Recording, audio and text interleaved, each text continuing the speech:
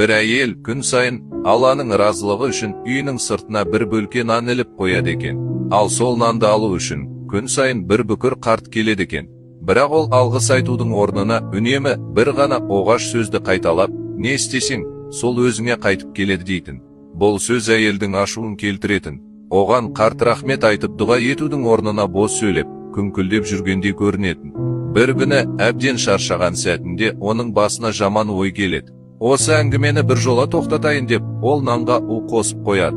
Бірақ нанды ілуге шыққанда, қолдары дірілдеп кетеді. Ақылы орнына келіп, мен не істемекпін? Мен мұндай адам емеспін ғой деп, у қосылған нанды отқа тастап, оның орнына жаңа таза нан іліп қояды. Қарт келеді де, нанды алып, әдеттегідей не істесең, сол өзіңе қайтып келеді деп кетіп қалады.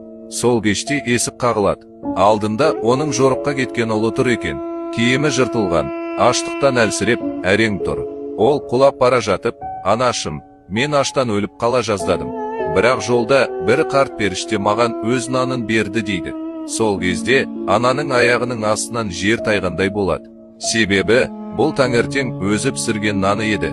Жүрегі қатты соғады. Егер ол бүгін у қосылған нанды ауыстырмағанында, өз баласын өз қолымен өлтірер еді.